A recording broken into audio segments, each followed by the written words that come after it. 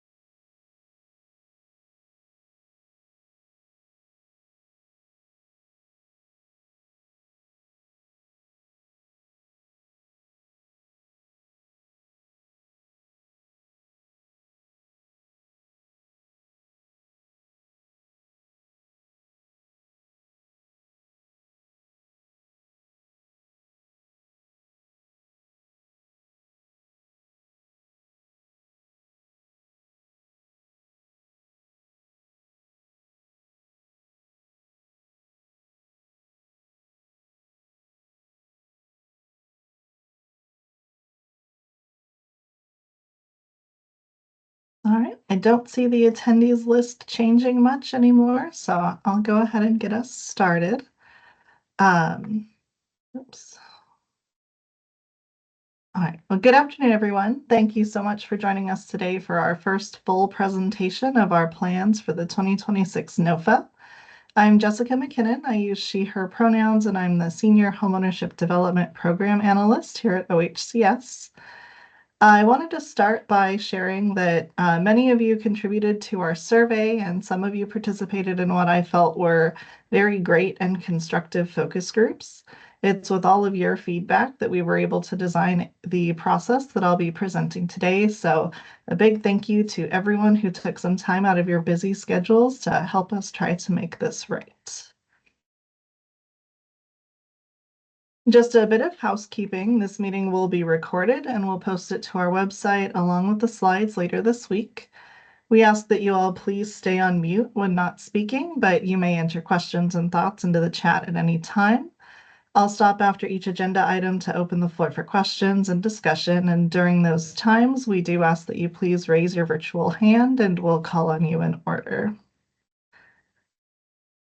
Our agenda for the day is pretty packed, so I won't take a lot of time here, but we'll start with a summary of programs included in our NOFA, or we'll talk about LIFT specifically, and a breakdown of the big major changes to the NOFA process this year. We'll move into the weeds to talk about our tie-breaking process and our set-asides. Then we'll speak a little about pre-development funding and some other changes that we're looking to make to our program.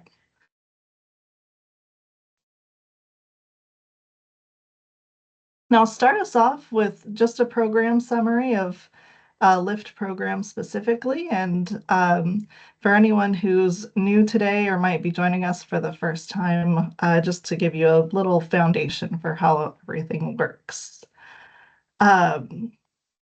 So LIFT is Local Innovation and Fast Track. This program is sort of the bread and butter of our homeownership development funding. It's funded with Article 11Q bond funds. It supports both homeownership and rental projects, but we'll only be talking about homeownership today. Since it was first launched in 2018, we've received LIFT funds each year, and those funds have steadily grown over time. Right now, it's the program that we can count on in our team. That all being said, because it's funded with capital bonds, which are normally spent on things like roads and bridges and buildings owned and managed by the state, the path to funding homeownership with this funding is a narrow one that has historically been difficult to navigate. We've worked hard over the years to make the path a little wider and a little more navigable, but it can still be uniquely challenging for new partners. So the first thing you need to know about LIFT is who can apply. Because of the specific requirements, we can only fund applicants who are also eligible covenant holders, and an eligible covenant holder is defined in statute. That includes public bodies and government agencies, nonprofit organizations, co-ops, and federally recognized tribes.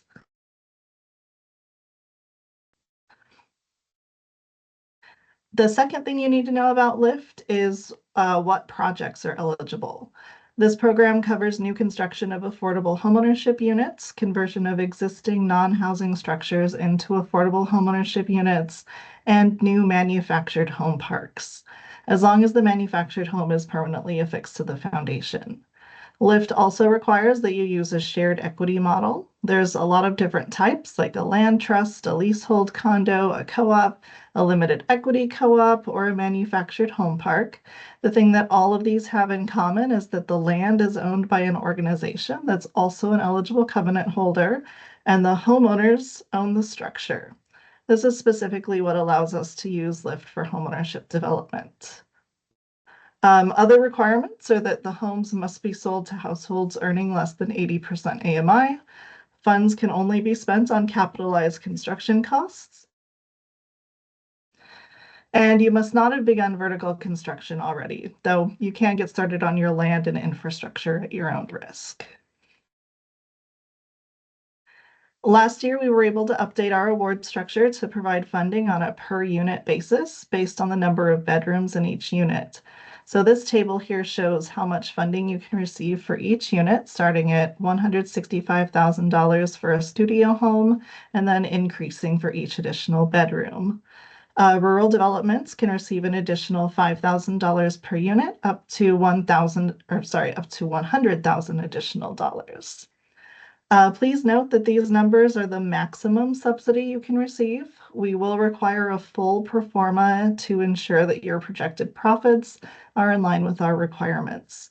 We would ask that if you would receive substantial profits, that you either reduce your sales prices or request less funding. We also require that you have at least one additional source of funds that can cover expenses that LIFT can't support. This could be a construction loan, a grant, donations, or equity that you have on hand. Now, if you were watching the legislative session this year, you may have seen this number already. This is what the legislature appropriated to us for LIFT homeownership for the upcoming biennium.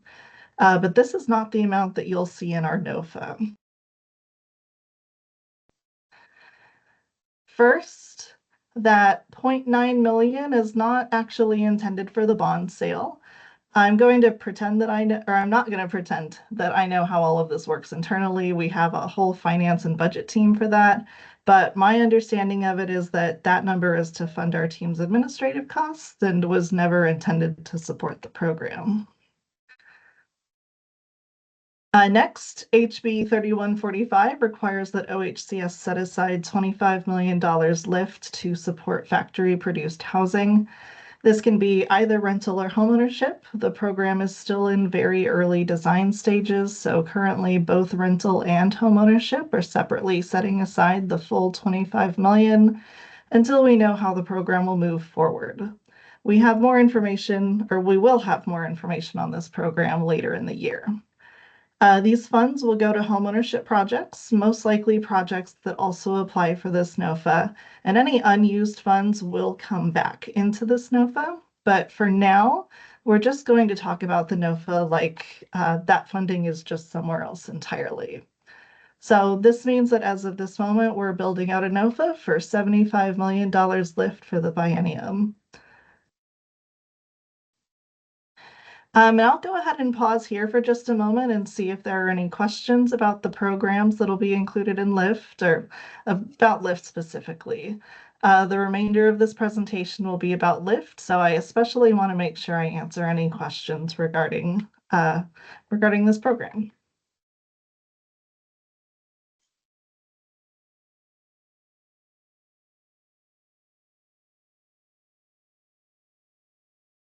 Sure, go ahead, Josh.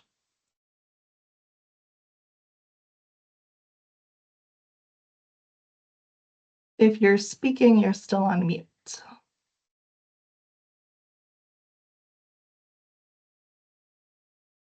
Can you hear me now? Sorry about that.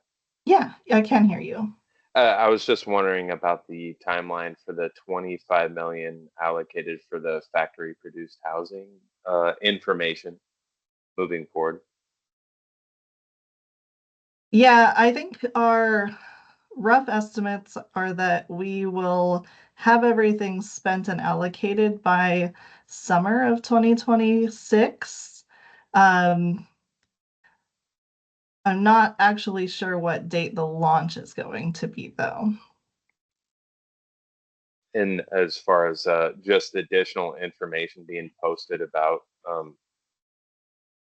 is there a separate NOFA related to that portion of it? I think I saw Talia come off mute, so maybe you can help me with that. Yeah, of course. And great questions. There's still not a ton of information out about it yet because we are still working to figure it all out. And hopefully next month we'll be launching the advisory committee that will be part of the factory produced housing pilot. But the way that the funds will work is that the Affordable Rental Housing Division has set aside $25 million. We've set aside $25 million. We each won't necessarily fund projects with a combined 50, it'll be a combined 25 million. And any project hoping to get that funding will still have to go through our NOFA process. So the process that Jessica will be talking about, or if it's for rental, then through the ORCA. So we really, any factory produced housing that's hoping to access that set aside will follow our timeline for this homeownership development NOFA. And then probably simultaneously, there will be like a different intake just to select which projects will get that set aside money. But the projects that apply through our LIFT NOFA that don't get the set aside money will also still be eligible for LIFT funding if they meet our minimum standards. So that might have just made things more confusing. Hopefully not. But the big takeaway is we really want you, if you have a project that you're excited about that qualifies for LIFT, follow the process that Jessica is, our draft process that Jessica is about to talk about. And there will be like a little separate side process to be selected into the factory produced housing set aside. Thanks so much. That answers everything. Sorry to derail the presentation. Yeah, great question. And thanks so much for covering that, Talia. All right, any other questions about LIFT in general?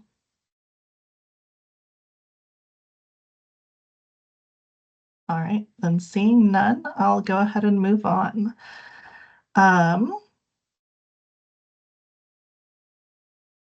So our next section is the big process update section, and this will probably take up the most time today and also serve as the foundation to some of our other updates that I'll get to later.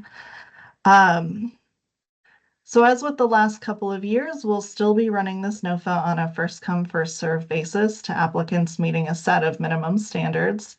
This lets us provide technical assistance and overall feel that it's a better experience for our partners than the silent competitive NOFA that we've done in the past. Those minimum standards are essentially scoring criteria related to experience, capacity, financial feasibility, equity, and community engagement. However, last year we entered sort of a new world for LIFT homeownership. For the first time, our program wasn't just slightly oversubscribed, there were many great projects that we weren't able to support, and we anticipate that this will be the case moving forward. We surveyed and heard from this year's applicants, and in those responses, we heard loud and clear that they weren't particularly satisfied with how we handled the first come, first serve process. So this year we wanted to update the process to work better with our new situation. Our first major goal with process updates is to adjust to that oversubscribed environment. That includes reducing the workload for applicants who aren't likely to receive funds. It seems unfair to require everyone to submit dozens of hours of work when they may not be selected. We also wanted to identify places we could be more flexible. The former structure was very rigid to ensure that the process was fair and transparent, but ironically, that led to other situations that felt pretty unfair and less transparent than we would have liked. Um, we also want to ensure that we're funding projects that are actually ready to go that year. LIFT does stand for Local Innovation and Fast Track, and it's now more important than ever to make sure that a project that won't be ready to go until 2027 isn't selected in 2026 over a project that's already ready to break ground right away. So essentially, we'd like to start making sure that applications are coming in for LIFT at the correct stage of their development process. Other goals are to continue to improve accessibility, transparency, predictability, and consistency in our process. We'd like to make sure partners have enough time to receive technical assistance, and then we're also just always trying to reduce everyone's workloads. On the OHCS side, we're looking for changes that could improve the NOFA timing with other projects that we have to manage, as well as increase our capacity for things like larger improvements and innovations in our programs. We also want to ensure that as more and more applicants come to LIFT, we still have the full capacity to provide quality technical assistance to anyone who needs it. To reach these goals, we're planning two major process changes. The first is to introduce a multi-step application process. This will offer a shorter application to secure your place in line, and then offer a longer timeline to complete the more difficult parts of the process, giving you time to do the work without feeling rushed, and also access technical assistance without putting yourself at a disadvantage. We're also only going to ask you to complete that longer stage if your place in line is likely to receive funding. So it'll be less work for you if you're not going to be selected. We're also going to move to a biennial NOFA. This will work kind of like two separate NOFAs where we'll release two separate groups of funds with two different first come, first served lines, but the administrative burden will work more like a single NOFA. This will also offer us more flexibility to incorporate some policies across the biennium rather than having to make strict year-by-year rules and limits.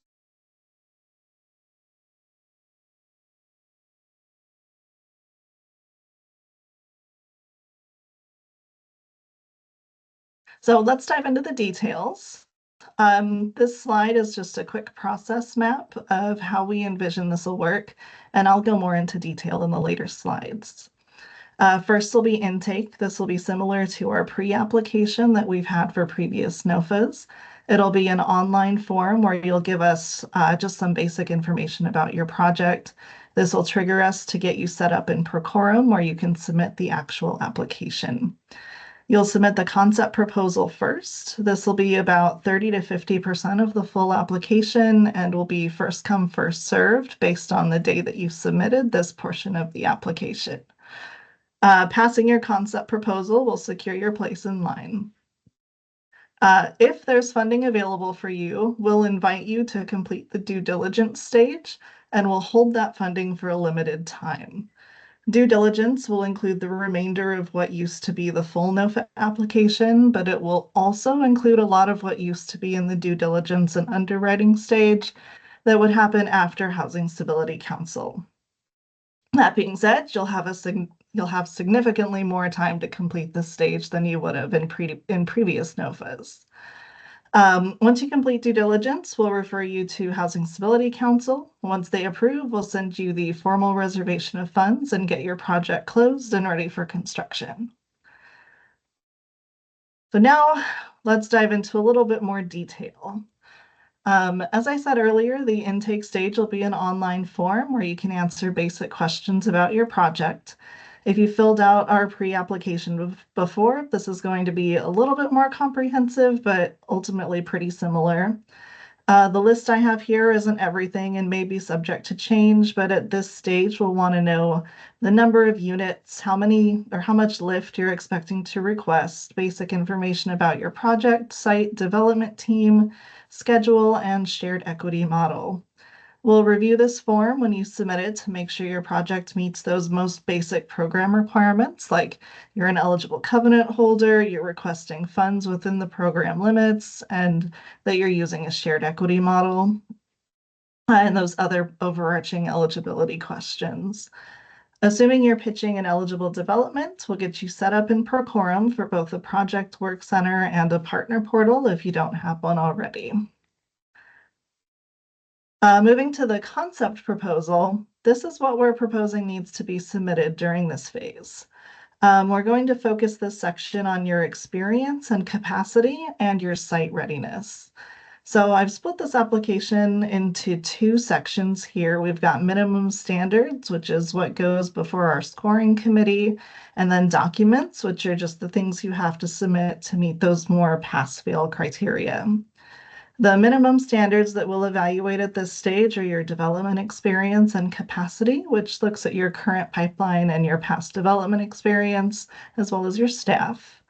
We'll look at your experience with your shared equity model, and then we'll ask for a couple of abridged narratives just to make sure that everything's on the right track. And then also a brief form to share some details about your project. Other documents you submit will be your development team and schedule, the signature forms that we require, your site control, site plan, site review checklist, your financials, proof that you've registered with the Secretary of State, and then also your application charge. I wanted to specify or to specifically flag this last item, the close by date commitment, because it's new to this process and kind of key to how everything works. So when you submit this part of your application, you're going to tell us when you think you can have everything ready for financial closing. If you're selected for due diligence, we'll have you formally commit to that date. We'll build your due diligence timeline and how long we'll hold your funds based on that date, and we'll hold you to that date. Because there's going to be someone in line behind you who would love those funds if you're not actually ready to close on them. We need to be a little strict here. So you've submitted your concept proposal. That submission date will be logged in to decide your place in line. We'll review your submission and let you know that let you know if there are any issues. You'll get a 10-day cure period to resolve those issues, or you'll lose your spot in line until you're able to cure. If there's enough funding available for your project and you are next in line, you'll be invited to complete the due diligence stage of the application. This is when you'll sign that actual closing date commitment, and we can also provide some kind of conditional letter of interest if you need it for your other funders. If there isn't enough funding to fully support your project, but you are next in line, we may select you as an alternate and invite you to complete your due diligence in advance. You won't have to commit to a closing date, but you will need to sign something acknowledging the status and requirements of being an alternate.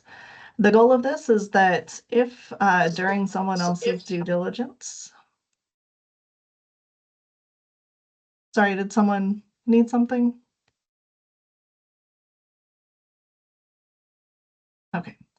The goal of this is that if during someone else's due diligence, they end up being eligible for less than we're holding, or they don't meet the deadlines and we pull back funds, you'll already be a good way through the process, so we don't have long gaps where we're starting over with someone new. If you're selected as an alternate and no funding gets recycled to make your project work, you will be considered first in line for the next NOFA. So that could be the release of funds in 2027, or it could be forward allocating funds from 2028, assuming that the legislature funds lift for the next biennium. If there are no funds available and you were not selected as an alternate, then you can just stop here. You don't need to do any additional work. We'll start publishing our list of applicants so you can gauge for yourself if you want to wait or move forward with your own project, assuming that you'll need to reapply the following year. Due diligence is where you'll do a lot of the more complicated and time-consuming work. On the minimum standards and scoring side, this is when you'll complete most of the narratives as well as provide any evidence required for the standards submitted in the concept proposal stage. We'll evaluate your financial viability here as well, including your pro forma. A big change here is that for your pro forma, we'll want to see 100% of your funding committed before the due diligence deadline. In the past, we've allowed something like if you're waiting to hear back on a grant that you applied for, you can still be awarded lift. We're changing that requirement this year, but the longer due diligence timeline means that you can wait to hear back about the grant. This isn't a fully exhaustive list, but the remainder of documents will be required at this stage, including your appraisal, environmentals, your evidence of zoning form, any contracts, MOUs, resumes, your draft ground lease, any required maps, any additional risk mitigation requirements, supplemental applications if you're applying for things like OAHTC, evidence of any additional restrictive covenants on the land, if any other lenders will want them, a bully determination letter for prevailing wage, your fair housing resolution, and the preliminary title report. It's a lot, but you won't be doing all of this on your own. When you're referred to this stage, you'll also be assigned to one of our development officers, Elizabeth or Susie. They'll be able to provide significant technical assistance on most of these required documents and help walk you through the process. I'll also be available for bigger questions and to help you with any of the minimum standards documents. So our hope is that you'll have a better support network during this stage of the application. I'm so sorry, I'm dealing with the start of fall allergies, I guess.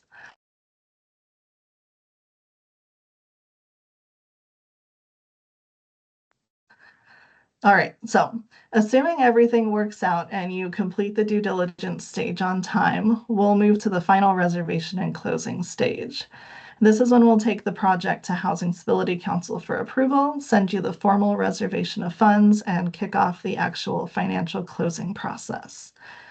Required documents for this stage will really be securing the required insurance and getting an updated title report prior to closing.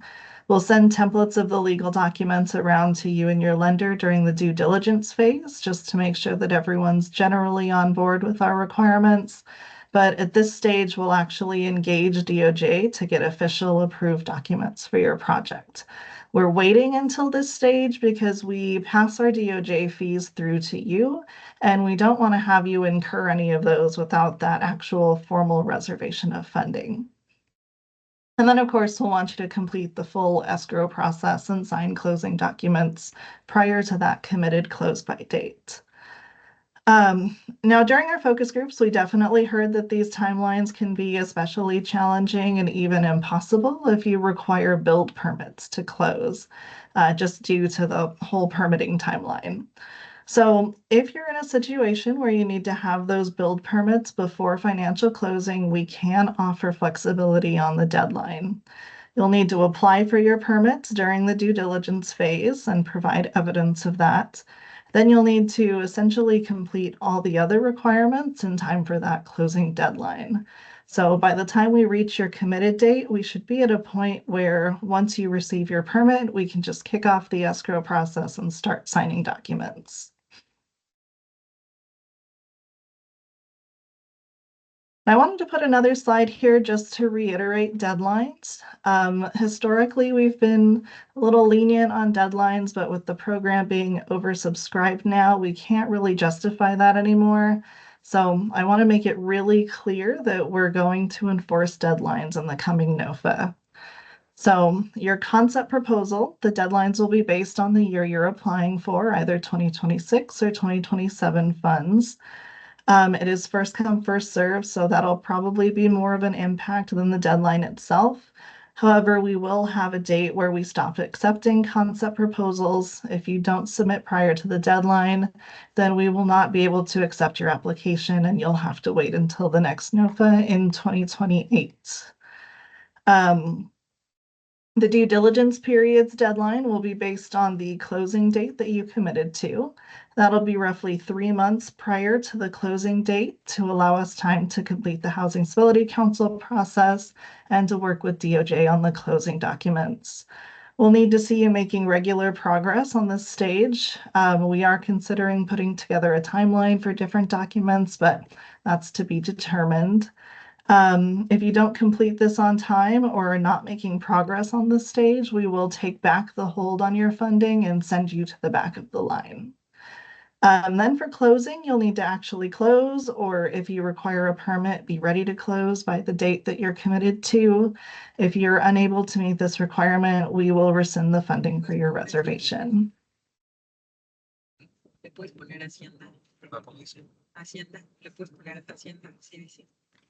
All right. A quick question. Is it okay if I ask or no? This is Larry.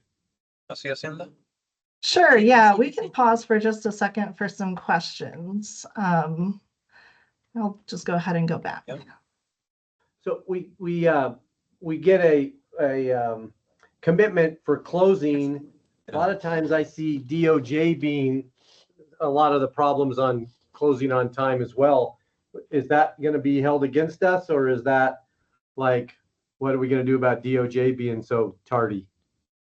Yeah, so obviously if the delay is caused by OHCS or the state, that's a different story. But I will say, we've adopted these new templates for our closing documents. And so far this year, it's been a very simple process that we hope to continue into the next year. So the history of long delays on the closing documents should not continue moving forward. Oh, that's great to hear. Fabulous. Okay, that's all I had. Great, thanks, Larry. Go ahead, Amy. Jessica, can you talk a little bit more about the permits for closing? If infrastructure is included as part of the project and it's just a large parcel of land that needs work done to it, is the land use approval application or the infrastructure permit application considered the submitted permit?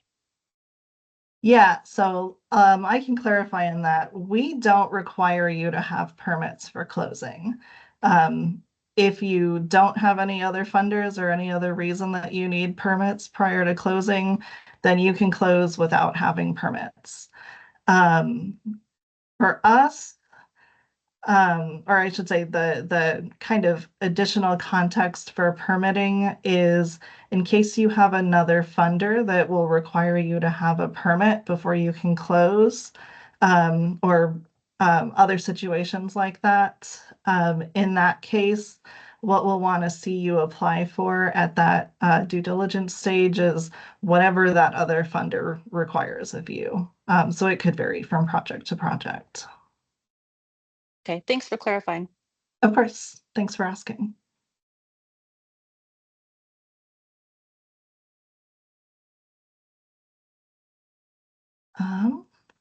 So I'll go ahead and continue just to get through the biennial NOFA process, and then I'll pause again and we can have a longer break for questions at that point.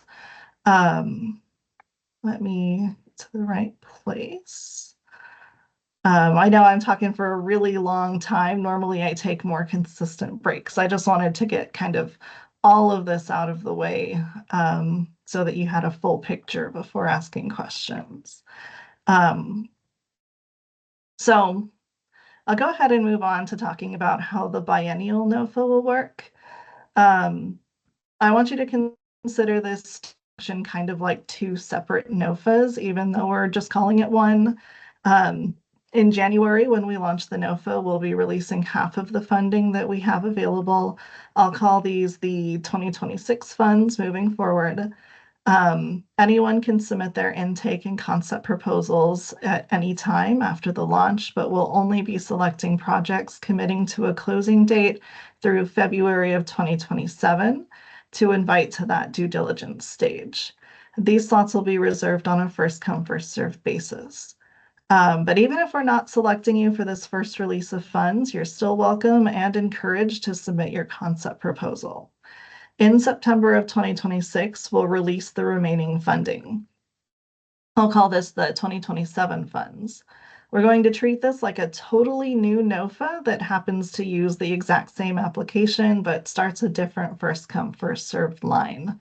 If we were to totally separate these two NOFAs, what would happen is that everyone who applied in 2026 who didn't receive funding would just resubmit their concept proposal on day one.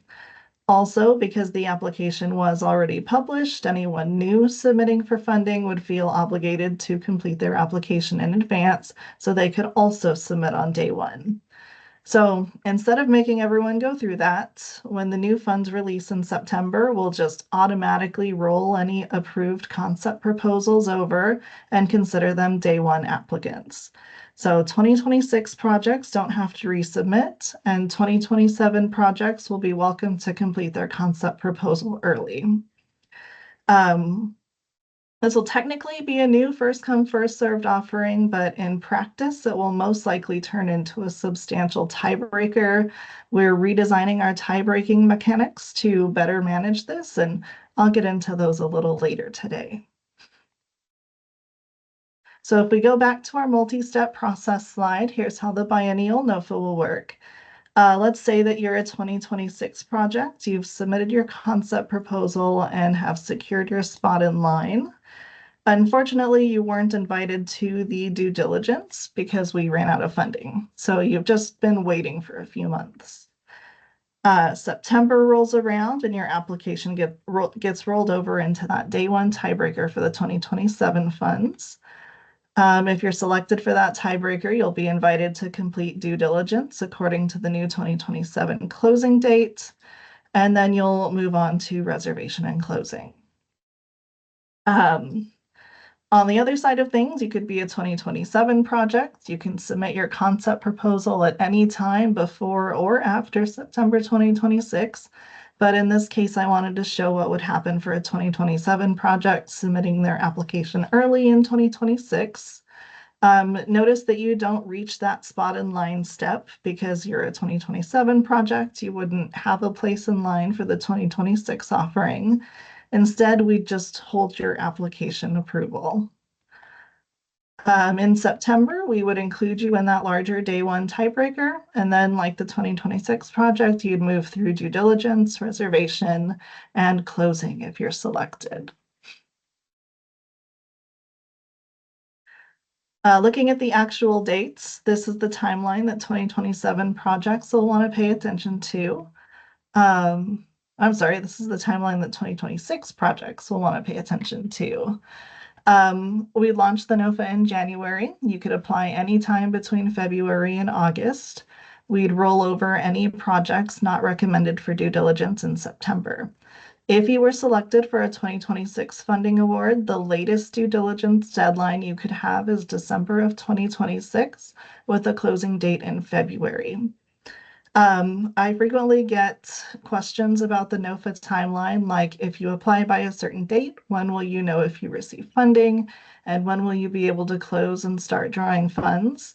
Well, the timeline for this process is going to be driven by you. We have set deadlines to ensure that you don't take too long, but we could close as quickly as you have capacity for. If you submit your concept proposal in February and are invited to due diligence, you could finish your due diligence by March, have Housing Stability Council approval in April or May, and close in May or June. We're really wanting to have this process be more self-paced for your own capacity and project needs. The 2027 timeline is a little more complicated, but not by too much. So we'll launch the NOFA in 2026. You can submit your intake and concept proposal at any time after launch. If you want to apply in advance and roll over, that would be any time between February and August of 2026. The funds will roll over in September 2026 and we'll do the tiebreaker basically right away. If there's still funding available, we'll continue to accept concept proposals through April of 2027. September of 2027 will be the latest deadline for the due diligence stage of your application, and then December of 2027 will be the last closing deadline. Another question that I expect is, if we're moving to this weird new process, how many applications can you submit? Is there going to be a cap on each project? And we're changing the way that we handle that this year. We're not going to limit the number of applications you can submit, and we're not going to put any caps on any individual projects. Instead, your organization will have a cap for the biennium that will be based on your experience. We're really excited about this change because it provides us an opportunity to support larger projects by using this biennial cap, but it also allows us to support partners who may have multiple small projects. So it's kind of a more fair potential allocation of funding than we did last year. We're not going to use the prioritization system that we have in the past, but in the 2026 cycle, we are going to give you some speed limits. A lot of the information you'll submit in the concept proposal stage is the same across all of your projects. So we want to reduce the risk of a high capacity applicant completing the first application and then just rapidly following it with many more applications. So our thought is that if you can submit as many concept proposals as you'd like, but once you surpass $5 million in lift requested, you have to wait for 10 business days before submitting another application, just to give more people a chance to get theirs in. So what are those caps based on experience? We've built out 3 different experience categories. Our highest cap category is going to be an experienced lift developer. In this category, you can apply for up to $16 million in lift funding across the biennium if you've successfully completed at least one lift homeownership project of a similar size to what you're applying for. And we'll count a project as completed if 90% or more of the homes are sold. You also need to meet a certain threshold in our experience and capacity scoring, and you can't have had a leadership change in the last 2 years. Our next category is for experienced developers. You don't need to have used Lyft before, but you do need to have completed a similar size project or have hired an experienced development consultant who has supported a similar size project who can support you through the full development process. In this case, you'll also need to meet certain thresholds in our experience and capacity scoring. All other organizations will have a $10 million cap for the biennium. All right, so again, I apologize for the very long long presentation on my part. I just wanted to make sure that you had that full picture before opening things up for discussion. One last thing before I do open it up, we do have a survey that will follow along with our presentation. It's mostly rating things on a like or dislike scale, and then lots of places to type out specific feedback if you have any. You can take it today as we go through the presentation. The first set of questions will be directly related to what I just shared, or it'll be open for another 2 weeks, and we'll share the link again at the end of the presentation. If you're interested in taking it now, you can either scan the QR code if you'd like to take it on your phone, or Talia will share the link in the chat. The survey follows the items listed in the agenda, and you can answer the related questions when we pause for discussion. So I'll keep the slide up for just another moment, but I also I'll just open it up to kick off the discussion. I don't have any specific questions, so if you all have any questions or just comments on anything I've shared, please feel free. Yeah, go ahead, Nora. Hi, thanks, Jessica. This is great to see. I just want to first acknowledge the amount of work that you all have done, and thank you so much for the focus groups and conversation that we've had so far. I just have one very specific follow-up question. You said in the intake or pretty early on, we have to identify a closing date and that you would hold us to that. Is there any benefit for us to say a date if we're going in for the 2026 funding, to say that we're going to close any earlier than the deadline of February 2027? I guess I'm asking if we say earlier and we think we really can do earlier, would we jump in line higher, or is it better for us to just not over promise and under deliver and just say we'd have it done by the deadline? Yeah, that's actually a great question, Nora, and it's something that Talia and I were talking about literally yesterday. We're actually thinking that we might get rid of the selecting a closing date and just have the deadline of that February and then or February 2026 and then December 2027. Because there isn't a benefit to having an earlier one. So it was too late to make any changes to this presentation, but I think you all might see in our next presentation in October that we'll have some edits to that closing date requirement.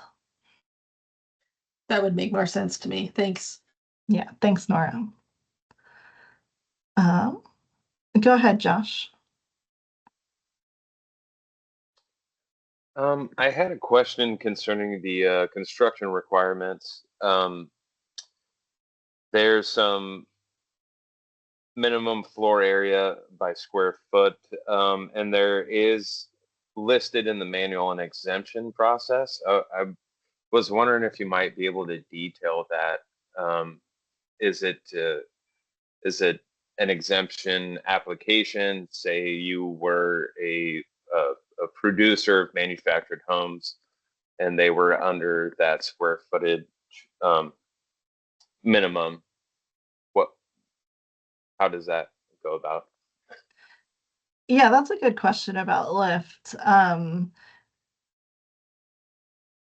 So we don't have any kind of formal exemption process. My recommendation would just be once you have some details and a justification for the smaller size of your homes, you can reach out directly to me, or later we'll share our larger HO development kind of group email address. So you could reach out to one or the other. And we can just go over your project and see if that'll still meet our project's goals. And then we'll just grant you an exemption in that way. So it's project determined. That would be Yes. included, and the reasoning behind that. Yeah. Yeah. We'll Gotcha. probably ask you to write like a letter or something, but if you just want to email me, we can talk about it a little bit more later. Gotcha. Thank you. Yeah, of course.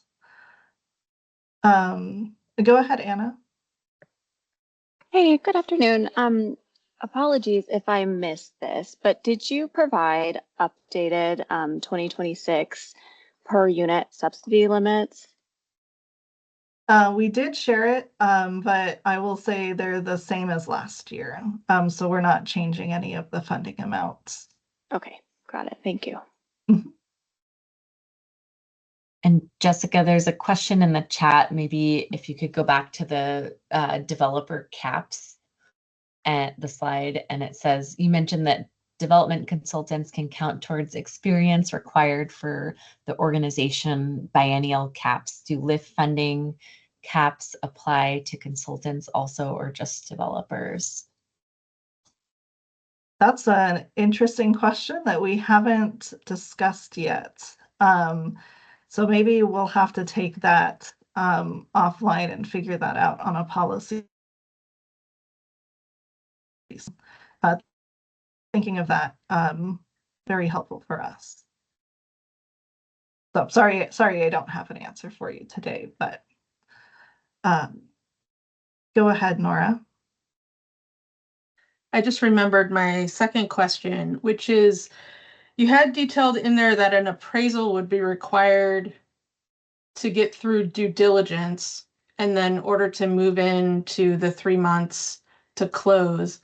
And I guess in my experience, usually the appraisal is the last thing we're waiting for. And that comes sometimes, like once it comes, we close in 2 weeks. And so I guess I'm wondering if there is some flexibility at that point that you would maybe allow, if you thought this through, that you would allow, if everything else is done and the appraisal's ordered, maybe allowing to go to that next phase. I just see how that could get into a sticking point because that appraisal is usually the last thing before closing, at least in the projects that I've been on. Interesting. Okay, that's good feedback. Thank you. I think the reasoning we have it in the due diligence stage is because while we don't anticipate that it'll really impact our projects, we do require that any funds we provide and any construction funds be the lift funds plus any construction loan you receive needs to be less than the value of the kind of potential appraisal of the completed project.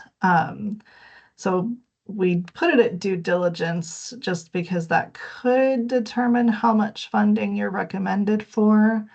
But yeah, thank you for the feedback, Nora. We'll take that under consideration. Yeah, I mean, just a follow-up point on that is the current process that you have is it's not required until at award notification. And we've had situations where the appraised value does come in lower and then you lower the lift amount to us as it's closer to closing. And so I think the same thing would be true, that if you would award a project, if the appraised value came in a little bit lower, then you would just kind of take it back. But yeah, thank you, Nora.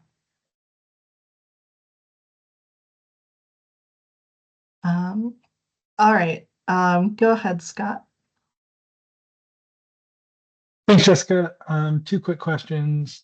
First, did you say how much you're planning to set aside for 2026 versus 2027? So I didn't, but it's going to be an even split. Of that 75 million, our plan is to do half and half. And then whenever we receive funding back from the modular development, that'll just kind of slot in when we get it back as well. So that might be 26, it might be 27, just depending on timing. Okay. And then under this new timeline, when can we go vertical? Is it after Housing Stability Council approval? Yes, I think that's right. Talia, can you, or maybe Susie, can you help with, do we require it after closing or do we require it after reservation? We, when they have a reservation of funds, they can go vertical at their own risk. Benchmarking. So, They're the ones who do our state fund. I mean, it's quite sad. everyone, if you're not asking a question, that'd be great.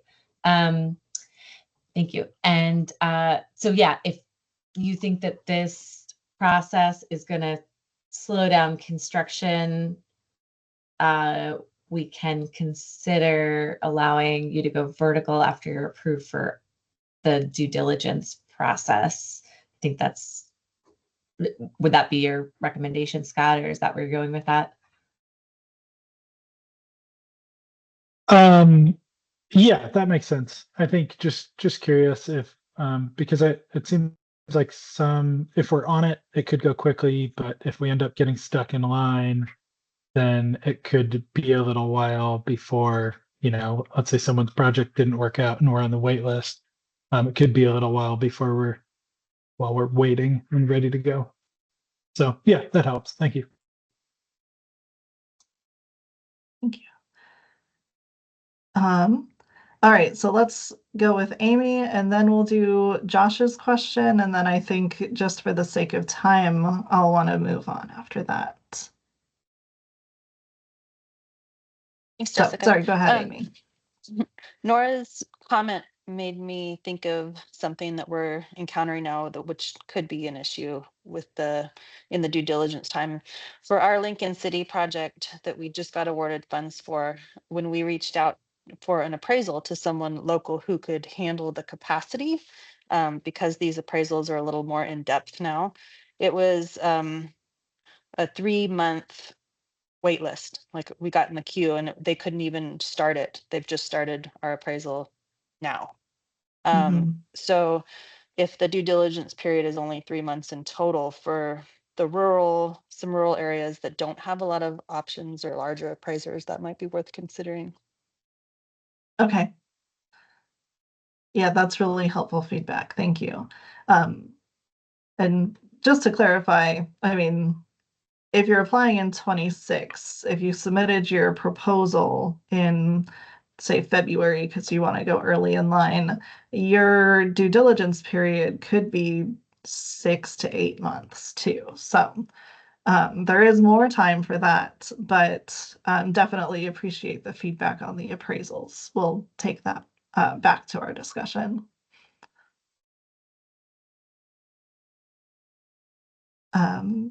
Yeah, go ahead, Josh. I was wondering if there was going to be a published resource list for the experienced lift partners or developers. Or is that not a resource? So sorry, this isn't a resource. It's just a limitation for you as an organization, and what you could apply for. I think that, like, if you're looking for a partner to increase your potential cap, the resource would be like an experienced development consultant. But we don't have a list of consultants available right now. We also have a Not dashboard with, and I'll put the link in a second, but it's a dashboard with all the organizations that have received LIFT funding. And you that's could what I see. meant. Sorry. Okay. Yeah. I'll post that dashboard in a second so you can see. Thank you very much. Yeah, thank you. Sorry for misunderstanding. All right, then I'll go ahead and move us forward just to make sure we get through. I can take more questions at the end if there's time. All right. Moving forward, each item is actually going to be a lot shorter. So next, I'd like to talk about the tiebreaker. If you're not familiar with previous NOFAs, our tiebreaker was very simple. If two projects submitted their application on the same day and there was only enough funding to support one of them, we'd prioritize the projects that gave greater geographic distribution and more affordable units. And this was totally fine until last year when we had a tiebreaker between 9 different applications, and this just didn't really work. So this year we set out to build a new tiebreaker criteria that better reflects our priorities. We'll have a more comprehensive set of criteria that'll be weighted by prioritization, and we'll give each project a certain tie-breaking score. We intend for this to be a simple form that's completed with the concept proposal. It'll be completely objective and transparent, and the score will be generated automatically. OHCS's role will just be to double check and make sure that everyone was honest in filling it out. If you look at the chart on the right, we asked this question in our survey: should we prioritize the number of homes we create, or should we prioritize certain special features about the home, like number of bedrooms, size, energy efficiency, accessibility, and things like that? It's pretty clear that people feel strongly that we prioritize number of homes. So given that we do care about both, but recognize that the priority is meeting the needs of the housing shortage, we're proposing the following. This table shows the list of criteria that we'll include in the tiebreaker and their weights. The highest weight factor will be how much funding you're eligible for that you're actually requesting. This gets at the prioritization of number of homes, because if you don't request all of the funds you're eligible for, we can spend those on more homes. And this can be made, or this can be met by either reducing costs or leveraging other funds. Another high weight is leveraging resources from other state or local government resources. This one's less about building more units and more about making sure that we're able to support efforts from other agencies and local areas. And I want to clarify that this does not mean a token $500 to show that they support your project. This means that you were chosen for MURL funding, or you got your land from a competitive RFP, or you were awarded funding through an existing city program. The last high priority tie-breaking item is if you were building in a wildfire impacted area. For medium priority, we'll consider later phases of a multi-phase project that already received lift in an earlier phase, projects that are the only projects submitted by the organization for the biennium, and projects with homes with more bedrooms. Then for low priority items, we'll consider energy efficiency and sustainability, accessibility, homes reserved for households earning 60% or lower AMI, sustainable or fire resistant build materials, and rural housing. So that's it for this section, much shorter this time. So I'll pause here and ask, does anyone have any thoughts or feedback on this new tie-breaking rule?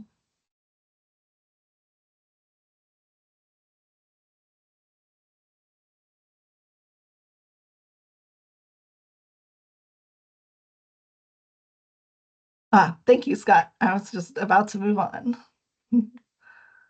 Jessica, I think that's way better defined than last year. So thank you. Appreciate it.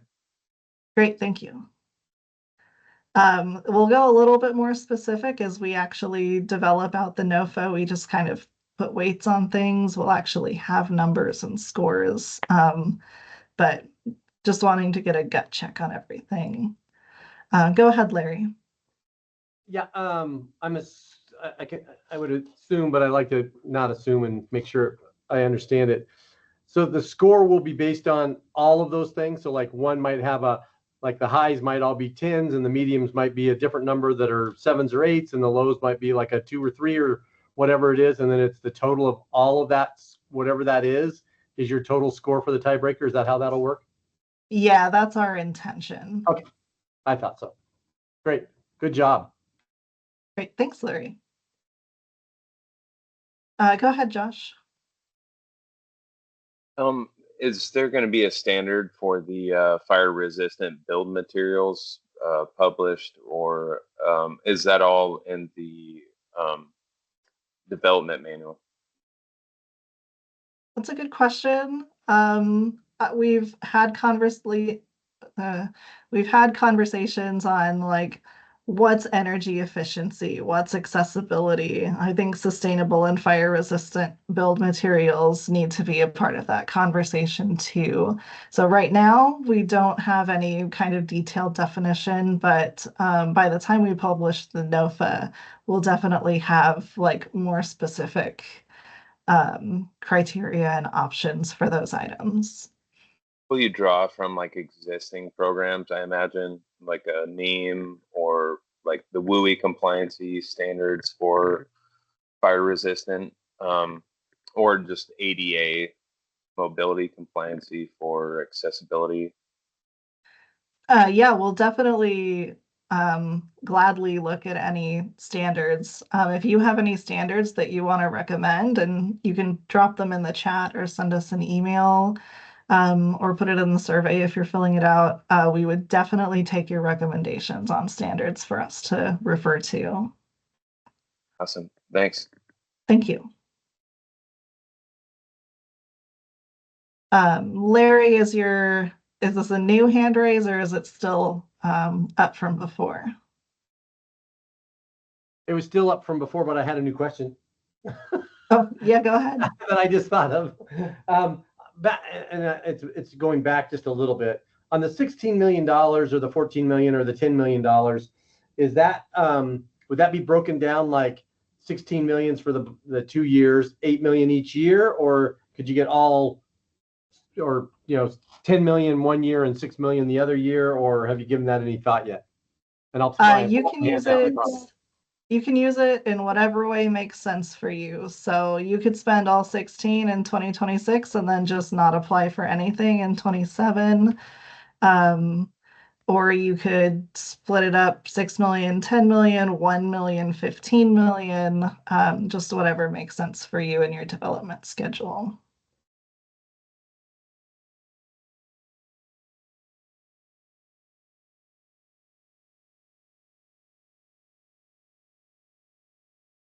Any other questions or comments or feedback? I can answer the question in the chat, and I think we still have a bit to get through, so feel free to keep going. Okay, yeah, I'll do that. The rest of the sections are pretty short though, so. All right, so I'll move on to the next big topic for each NOFA we offer. That's the set-asides. In our survey, we asked our partners if we should prioritize urban projects or rural projects, and if we should prioritize fewer large projects or more small projects. You can see that they're pretty close in both cases. Beyond each option being basically tied, I found the interesting data on this is the strength of the opinions on each side. I didn't give the option for people to say both. They had to pick one or the other. And what I'm inferring from these responses is that many of those who chose urban as the priority still want us to fund rural development. And then those who chose rural, who are more familiar with the need and the lack of resources, feel more strongly that they need to receive some of the funds and not be left out like they may have been in the past. I think that's similar for the large and small projects. The larger developers recognize a need to support and leave space for smaller partners, while smaller partners want to ensure that they don't get pushed out and overtaken by the bigger developers. So feel free to correct me if I'm totally off base on that interpretation, but I am really grateful that this data shows a really supportive and collaborative community in Oregon. I just wanted to share this interesting data that helped inform our decisions before diving into the more substantial content.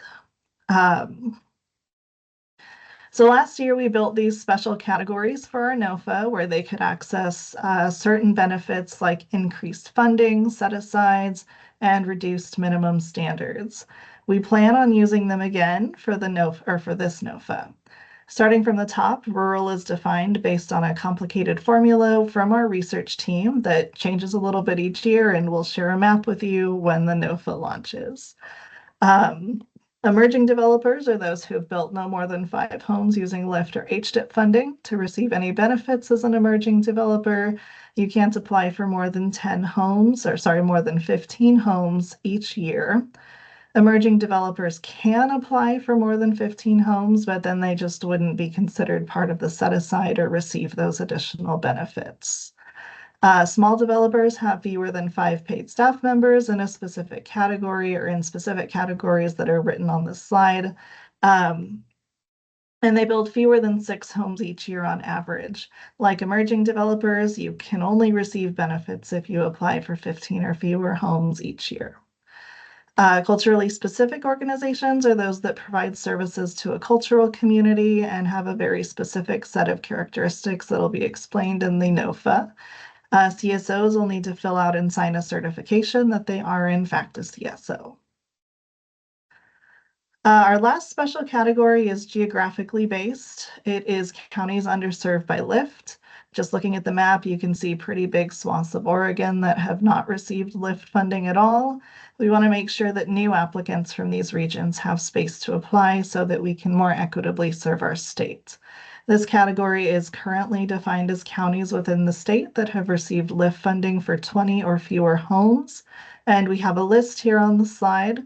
This will remain for the entire biennial NOFA. So if, for example, one applicant applies for a 30-unit development in an underserved county, it'll still count as an underserved county for any additional applicants this biennium. So with all of those definitions out of the way, here's our proposal for the set-asides. We'll just have 2, one for small emerging CSOs and underserved counties, and then one for everyone.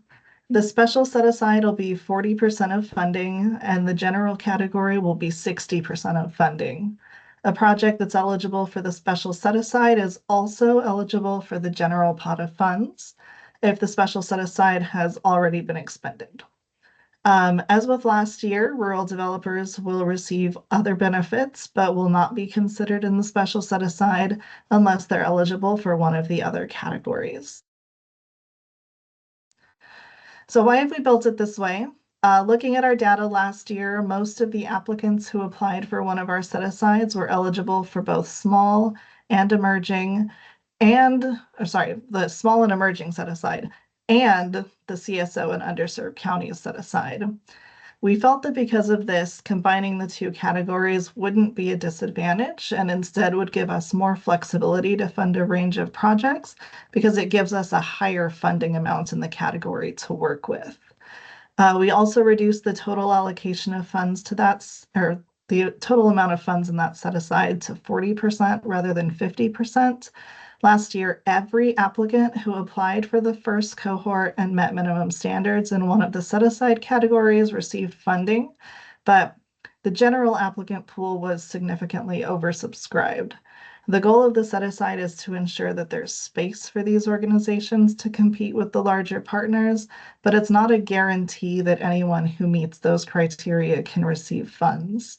We feel that this is a bit more of a fair breakdown to ensure that we're serving these organizations and geographies, but not so significantly at the expense of our larger experienced developers. Other notes, these set-aside percentages will stand until we stop accepting concept proposals in April 2027. If we don't receive applications for those funds, they'll roll over into the general application pool at that time. Any funds that are added to the NOFA, such as any unused funds from the Factory Produce program, will also be split according to these same proportions. So I'll pause here again and open the floor to questions. I see, Amy, you have your hand up.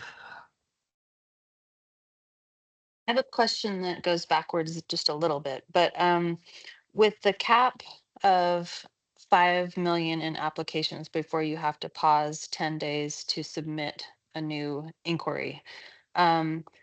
If you have an application that says 2 million and your next project that you want to submit is 4 million, putting it at 6 total, do you apply for partial? Do you apply for the whole thing? And how does that work? Yeah, so you can apply for more than 5, but just kind of once you break that 5 is when you need to take a break. So you could do your 2 million application and your 4 million application, but then you'll need to pause before you can submit anything else. Okay, gotcha. Thanks. Mhm. And I can just answer. I was typing out a response to Josh's question, but maybe I'll just answer it verbally. This does not include the 25 million for the factory produced housing. That set aside, it's confusing because we're using the term set aside a lot, but that set aside, the factory produced housing advisory committee will be coming up with how their recommendations for how OHCS prioritizes those funds. And so we'll be using those criteria, which may include set asides within the 25 million itself. So there might be a set aside for rental housing and for homeownership, and but that will kind of have its own allocation, prioritization, and criteria. And then if some of that money isn't used that's being held aside for homeownership, it will roll over and flow into these set asides. Thanks so much. That does clarify. I appreciate it. I saw a hand earlier, but I no longer see it. Did anyone else have any questions here? Any feedback on the set-asides?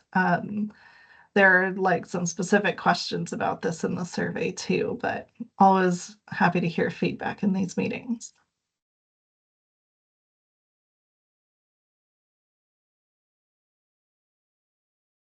All right, well, I don't see any more hands, so I'll go ahead and move forward again. I'm actually really excited to share this next topic with you. So let's talk about pre-development funding. So we have dug through the couch cushions and come up with enough funding that we think we can provide about 10 $50,000 awards. We'd like to use this to pilot a revolving pre-development loan program for this biennial NOFA. So we'll offer these funds specifically to rural, emerging, small, and culturally specific organizations. You can request a loan with your concept proposal, and if you're invited to the due diligence stage and there are funds still available, you can have some. The goal of this program will be to support any expenses you have during that due diligence phase. So we hope to be able to get the administrative part done quickly and easily so that you can actually use the funds. So just going back to the multi-step process, you can see that the pre-development funding would drop in at the beginning of the due diligence phase. And these might be subject to change as we work through all the details with our other teams, but these are the planned terms for the loan. It'll be up to $50,000 with a maximum term of 24 months. It'll be interest-free for the first 12 months and 3% interest rate for the remainder. The loan must be repaid in full at financial closing of the project, and LIFT can be used to repay the loan. So the way we see this working is that a project would come through and be recommended for due diligence and for this loan. This loan could help initially fund things like your appraisal and your environmentals as you work through these due diligence requirements. Then when you close on your LIFT loan, you'll be able to immediately pay this back using your LIFT funds, and we can revolve it into another project in our pipeline. If you close on time, you're likely to pay no or very little interest. The 24-month term will allow you time to apply again for the next NOFA cycle if something comes up and you lose your spot in line, but you will have to pay interest because we weren't able to revolve that into another project. If you don't end up receiving LIFT in the next 2 years, you'll either need to repay it when you close on any other financing, or if you need to make a balloon payment at some point before it's due. That could be right away, or if you want to avoid interest, or it could be right away if you want to avoid interest, or it could come later. You will need to submit draw requests for these funds, but there's a lot of eligible expenses and they can go back up to a year before you submitted your concept proposal. It can cover professional services, studies, fees that are not charged by OHCS or other state agencies, community engagement efforts, and other items required to get your project ready for our application standards. So this is a big new experiment. I'm happy to answer any questions, but I'm not sure if I have too much information beyond what I've shared.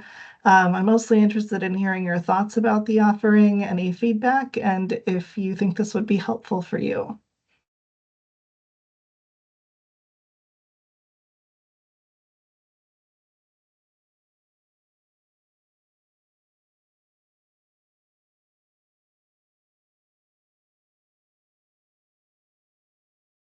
Yeah, go ahead, Larry. Yeah, I honestly think it'll be great, especially for, smaller entities that are just starting out that are cash strapped, so I think everybody might have advantage of being able to use it to fill the gap at some of the smaller emerging folks. I think it'll be great. So nice job. Great, thank you, Larry.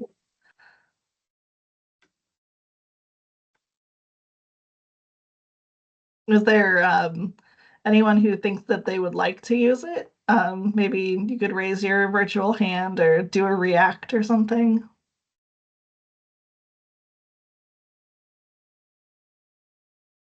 Okay, great. I like to see that.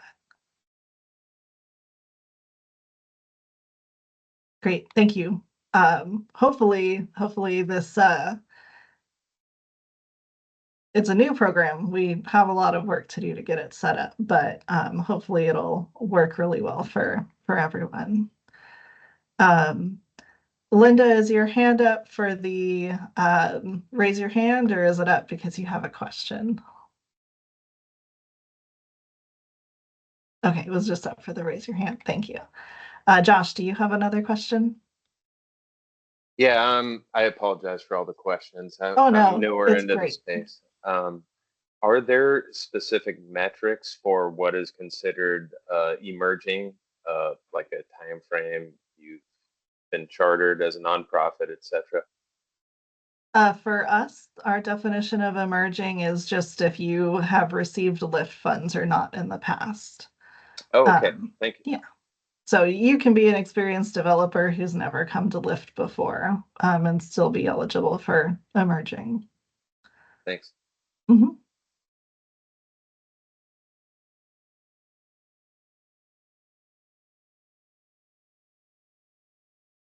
right. If there's no other questions, I'll move us on to our last topic then. Just a kind of roundup of all the other small changes that we're planning on making. So the first is an update to how we'll manage the developer fee. For the last few years, the developer fee has been a maximum of 10%. We're going to increase that to 14% this year. Please note that this is not retroactive. Any existing projects need to follow the developer fee requirements in the NOFA that they applied for. This new number will apply to 2026 projects moving forward. That said, we're also updating our policy for what's included in that cap. We'll be following a similar policy to the rental side of OHCS, which considers both the developer fee and any fees charged by certain development consultants as part of this cap. We'll have a more specific list by the time the NOFA launches of which consultants will need to be counted. For now, just consider that TBD. We're also going to update our pro forma. Right now it's confusing. It has both a developer fee and a net profit. And if you want to take any unspent contingency as a developer fee, you have to jump through a bunch of hoops to make it work out in the system. We'll make this a lot easier to have a more clear single number to make sure that you're meeting the new requirements. Some other changes we'll be implementing for next year. First, we have a timeline requirement that projects begin vertical construction within 12 months of the reservation letter. We're increasing that deadline to 18 months to allow for larger projects with significant site and infrastructure requirements. This does not increase the construction completion deadline. That'll still be 36 months for all projects. Back on the pro forma, we'll be adding a minimum requirement for escalation and contingency. Right now, we've listed those as 3% escalation and 2.5% contingency. The maximums for those will remain the same at 10% escalation and 5% contingency. And we're happy to hear your thoughts on those exact percentages. Then this last one's not a guarantee, but I wanted to kind of put it out there for feedback. We're also considering building some certification standards. What this means to us is that we could take some of our minimum standards, like your development and shared equity experience, and approve them just a single time. And then that approval would count for all of your future applications unless something changes. I think this could save a lot of time and work for everyone. My only hesitation is that it might pose a barrier to new applicants who would have to do more work during the earlier stage of the application process, but we might be able to mitigate that by letting you submit for certification at any point without having to tie it to a project. But that's just kind of thinking out loud. That's actually everything I have for this section. So I'd love to hear your thoughts on the new developer fee or anything on this slide.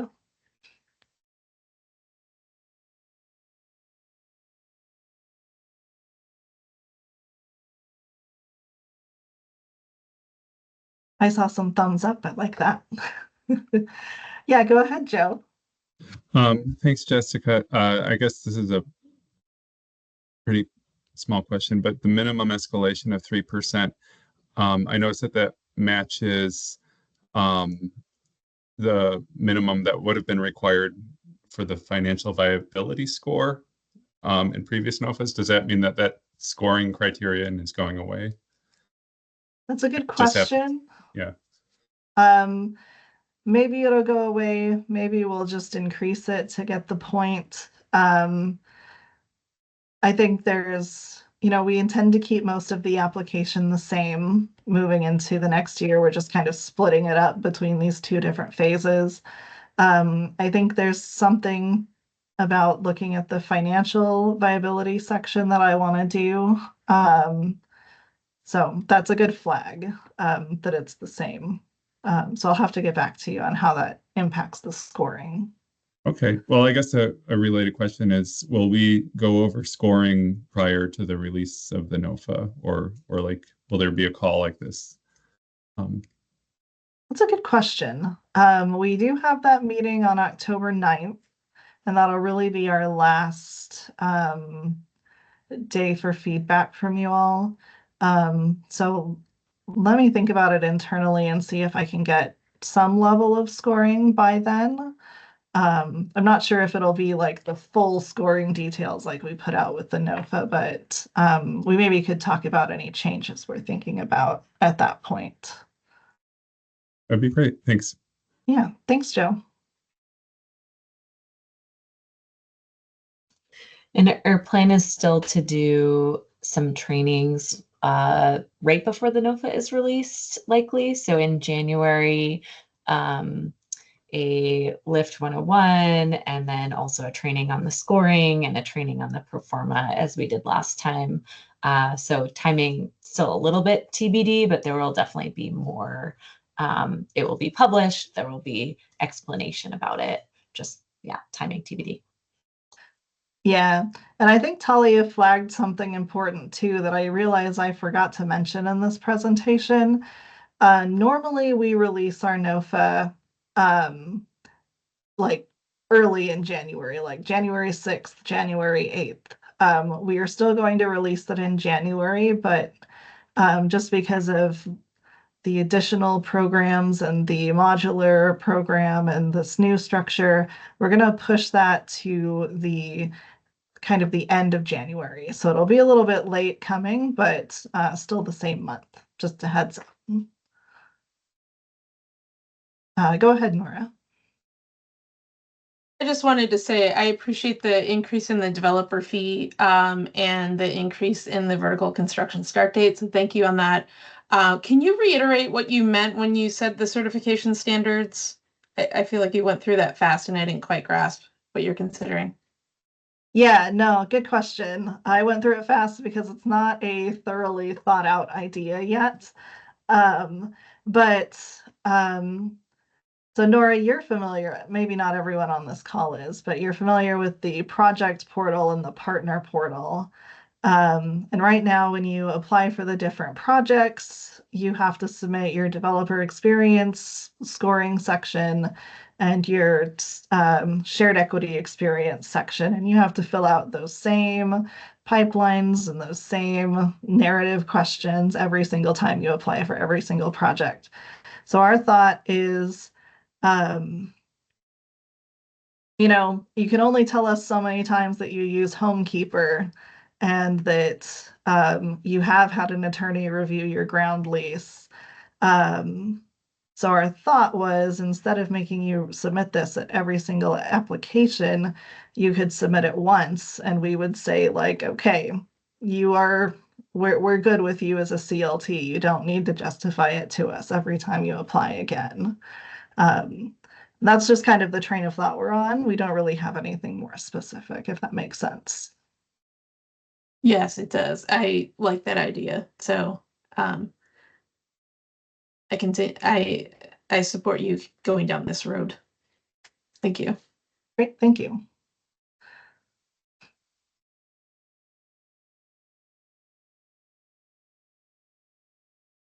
Luke, I saw you raise your hand. Did you add something or want to add anything? If not, that's No, that was just a misclick. Thank you, though. great. Thank you. All right. Well, it is 3:28. I'm really excited I got through all the content. I had so many slides. So I'll just run through just the kind of conclusion of everything. I hope that you think of today's presentation as kind of a rough draft of our NOFA plan, and I really encourage you to share your thoughts and feedback with us to make sure that we're on the right track. If you weren't following along in the survey, we'll still encourage you to take it. It'll be open for another 2 weeks for anyone on the call, for anyone watching the recording. We're also happy to take feedback via email at our ho.development email address. I manage that inbox, so you can be confident that any feedback you send will be read by the right people. Next week, we'll be hosting a panel at the Housing Oregon Conference. Our presentation is on September 15th at 2 p.m. We're not going to share any new information about the NOFA. It'll be more generally focused, and our panelists will be sharing their unique experiences with LIFT and best practices. I also encourage you to register for and attend the October 9th Homeownership Development Partner Call. If today's presentation was the rough draft, that meeting will share more along the final draft based on the feedback that we received today and this month. It'll also serve as a last call for any additional feedback.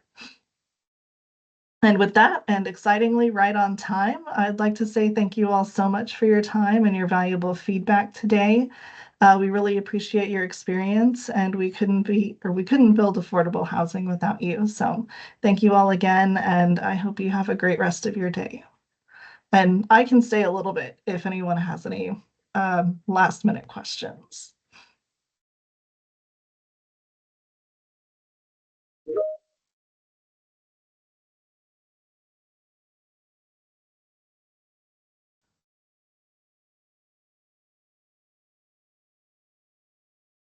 Jessica, real quick, will the presentation be available, the slide deck? Yes. Once the recording is ready, we'll post the recording and the slide deck online. So we kind of have the typical page with our technical advisories where it'll go, and then I'll also post it to our general NOFA page just so that it's available there. Excellent. Thank you so much, everybody. Thank you.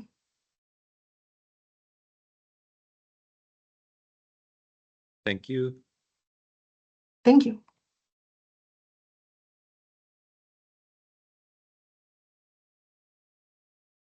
All right, I'm going to end this event. So everyone left in the room, thanks again for attending, and yeah, have a great rest of your day.